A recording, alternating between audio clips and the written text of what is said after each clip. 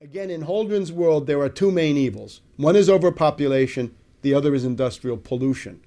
In the world we live in, the main problem is poverty, ignorance, disease, backwardness, illiteracy, and the rest. The main problem of today's world is a massive underproduction of most of the worldly goods that humans need: food, clothing, shelter, transportation, jobs, housing, healthcare, all the rest.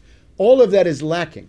1 billion people in the world we live in are on the verge of starvation because of the world food market situation and the fact that we have almost no food stocks left anywhere in the world. You've also got about 2 to 3 billion people right now who are living under €1 per day, under about $1.50 or $2. So Holdren looks at that world and says the reason for poverty is overpopulation. I would say no. The reason for poverty is underproduction of all the main things. Question for Holdren: if you have a bunch of people and you want to give them all a hat and there are not enough hats to go around, what do? I say manufacture more hats. Holdren says start cutting off heads. That's Holdren. In being a follower of Bentham and Malthus and Darwin, in this administration of fanatics, Holdren is joined by others. Let's look at Cass Sunstein, who is the regulations czar. Sunstein is the pioneer of what is called behaviorist economics. He wants to nudge you or convince you to do certain things. The problem is the nudge is not a friendly nudge. The nudge is going to become a cattle prod, and then it's become a bayonet, and then it's become a machine gun, and God knows what else. That's Cass Sunstein. He's a former law professor from the University of Chicago. Now, he quotes Bentham all the time. Sunstein is a guy who says that animals should have legal rights, including the right to be represented by lawyers in a court.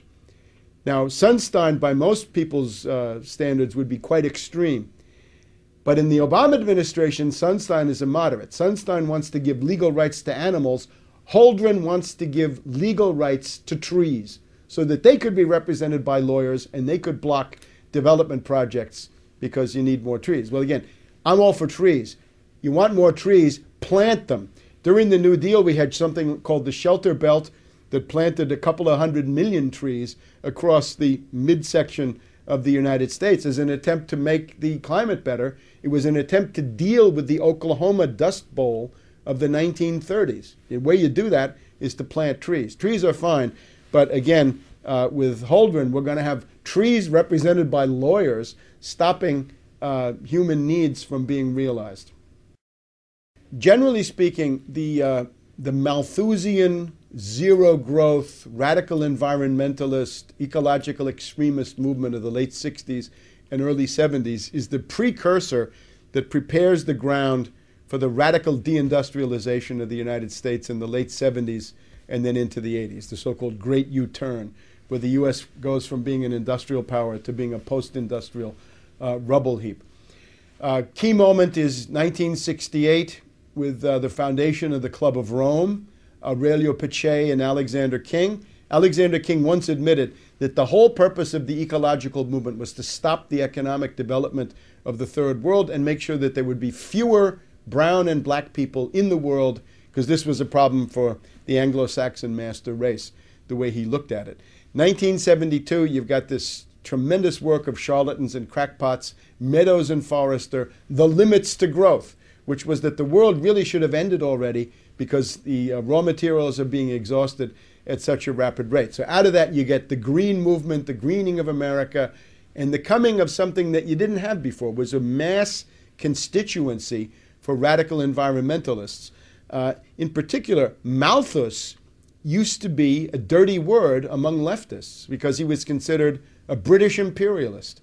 Marx and Engels had to attack Malthus because otherwise they couldn't function in progressive circles. But by the 1970s, thanks to this, Malthus and Darwin become good guys, when of course they're really very bad and both charlatans and crackpots. So that's sort of the preparation. You've also got people saying that a service economy is better, the so-called Triple Revolution Committee. You've got the government of Edward Heath in Britain and Harold Wilson of the Labor Party, saying quality of life is more important than production. All of these are ways to begin arguing the idea of deindustrialization.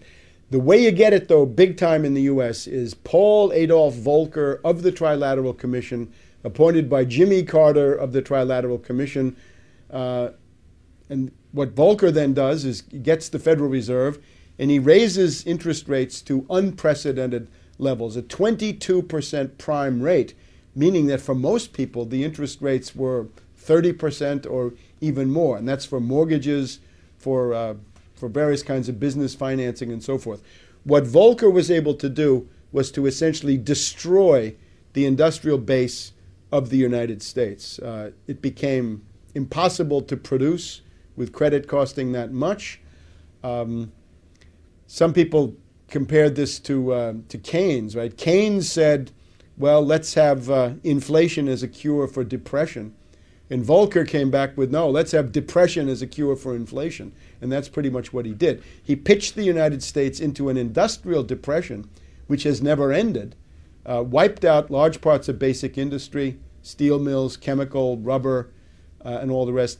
This is where the jobs went. If you remember Obama's bitter Klinger quote, he says, 30 years ago the jobs went away, and now we have these bitter people clinging to God and guns and anti-trade. Well, how did those jobs go away? That was Volcker.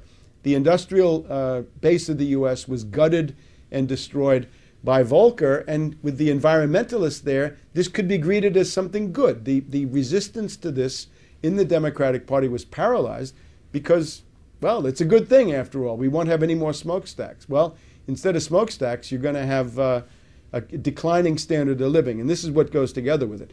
Since about 1967, the U.S. standard of living has declined by 2/3, and that includes average hourly earnings. It includes the fact that the usual measures of inflation don't tell you how much inflation has been. It's much more because you have to include medical care, insurance, and other things that are not really reflected in the market basket.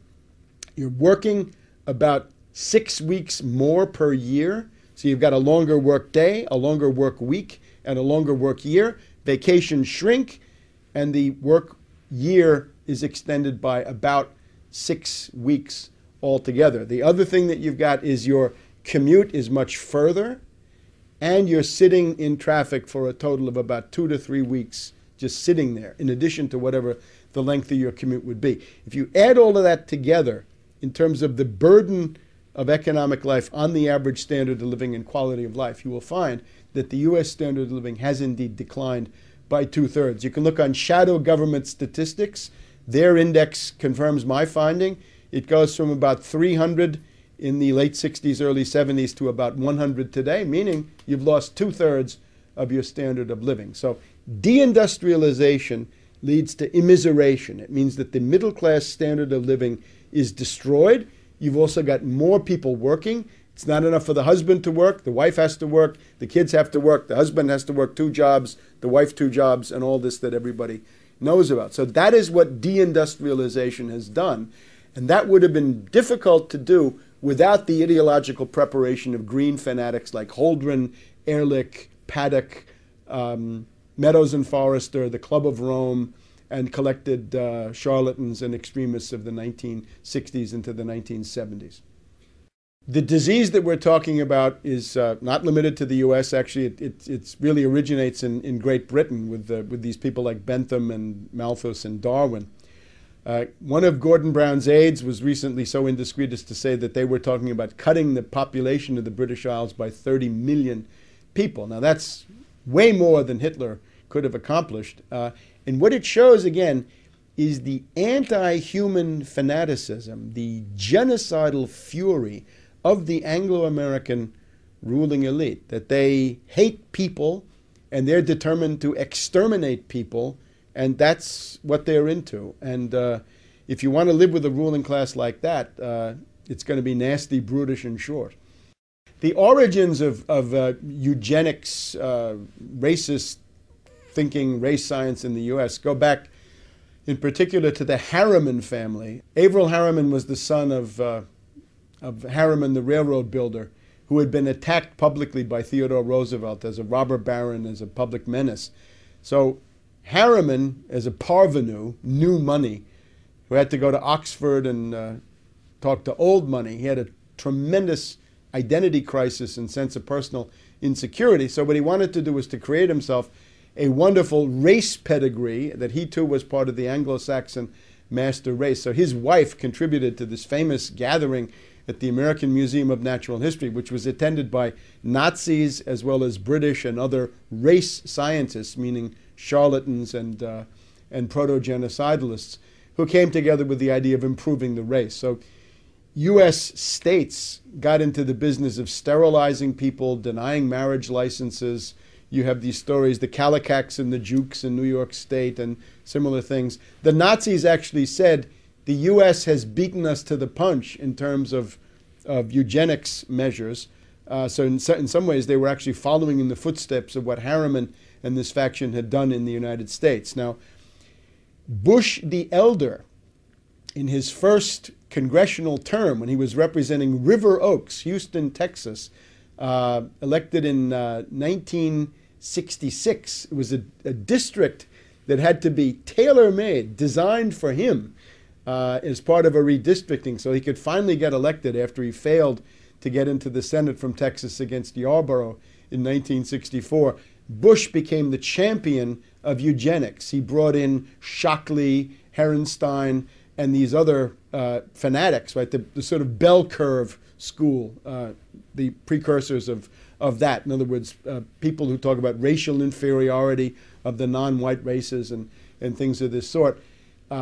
These people were outside the boundaries of respectability because of the backlash against the Nazis. But Bush the Elder did everything he could to make them respectable. He brought them to Congress. He let them lecture groups of members of the House and so forth.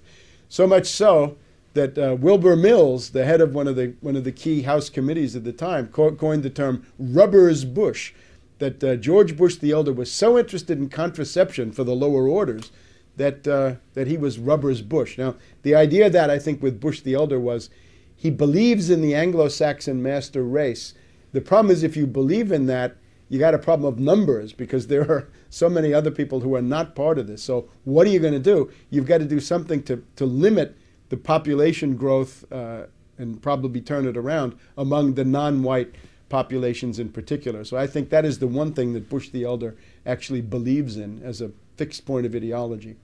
John P. Holdren, the current Obama population czar, John P. Holdren, the White House science czar, is very much in the tradition of this Harriman eugenics movement, which was rubbing elbows with the Nazis in the 20s and 30s. Things like compulsory abortion, compulsory sterilization, taking children away from parents, preventing marriages, marriage licenses that you have to pay for, implants and other things to prevent birth. This is all in the Nazi or quasi-Nazi tradition of the 20s and 30s.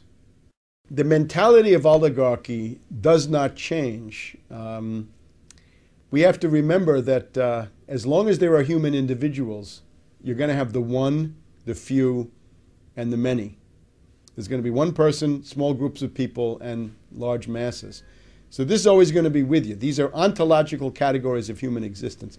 The problem you have is if you have the dictatorship of the one, that's a fairly clear-cut problem. If you have the spontaneous mob of the many, that's a problem that people can also recognize.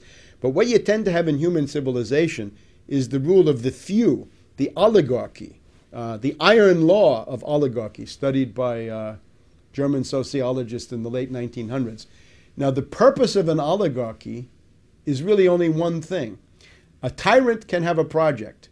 A mob can have a goal. But an oligarchy is there to do one thing, to perpetuate oligarchy, to give it more and more power and allow it to exist.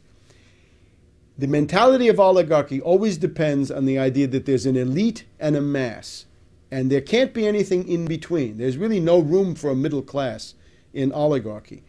So the elite has to justify itself based on what? Why should they rule? Are they smarter? Are they more efficient? Are they better? They're probably none of those things. They're probably inferior in many ways. So they've got to find other ways to justify what is an irrational principle of domination.